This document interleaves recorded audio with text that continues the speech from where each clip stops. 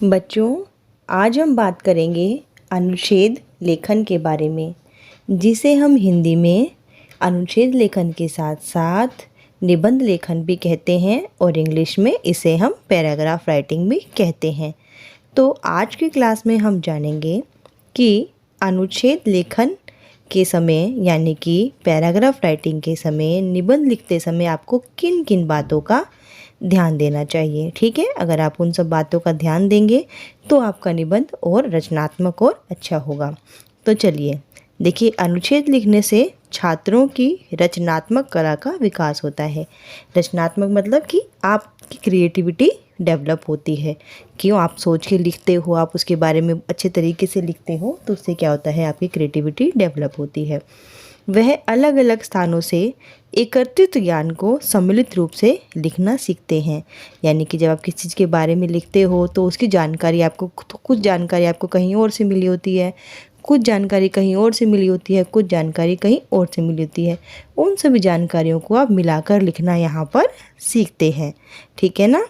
अनुच्छेद लिखते समय हमें निम्न बातों का ध्यान रखना चाहिए।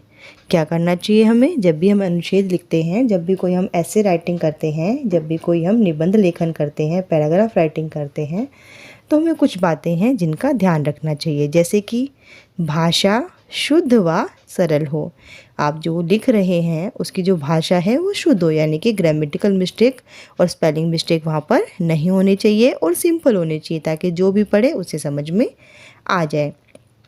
वाक्य स्पष्ट एवं सार्थक हो।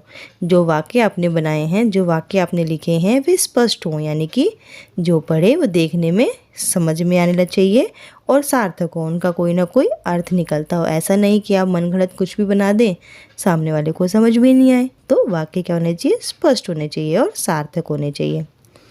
अनुच्छेद एक ही अनुच्छेद में लिखना होता है। ठीक है, अनुच्छेद क्या है, एक ही पैराग्राफ में एक ही अनुच्छेद में लिखना होता है। अनुच्छेद लिखते समय सबसे पहले विषय स्पष्ट करना चाहिए। सबसे पहले आपको अनुच्छेद लिखने से पहले सबसे पहले आपको क्या करना चाहिए, ऊपर लिखना चाहिए विषय ना, कि आप किस विषय के बारे में बता रहे हैं, आपका टॉपिक क्या है। उसके बाद विस्तार से उसके बारे में बताएं। विस्तार मतलब डिटेल में। उसके बाद आप डिटेल में बताएं कि इस टॉपिक के बारे में क्या क्या जानकारी आपको है। अंत में संक्षेप करते हुए अपना अनुच्छेद समाप्त करें। ठीक है ना, अंत में क्या करना है, आपको संक्षेप करते हुए अपना अनुच्छेद खत्म करना है। यदि संकेत बिंदु दिए हों तो उन बिंदुओं को समझकर उन्हें अपने अनुच्छेद में ज़रूर शामिल करें। कई बार आपको क्या होता है, कुछ पॉइंट दिए होते हैं ना, कुछ टॉपिक, कुछ वर्ड्स दिए होते हैं, आपको उन वर्ड्स को यूज करके ही अपना अनुच्छेद लिखना होता है। अगर आपको ऐसे वर्ड्स दिए गए हैं तो आपको क्या करना है, उन वर्ड्स को यूज करके अपने अनुच्छेद में लिखना है।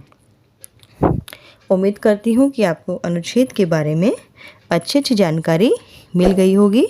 तो जाने से पहले चैनल को फटाफट सब्सक्राइब कीजिए, लाइक का बटन दबाइए और अपने फ्रेंड्स के साथ शेयर कीजिए।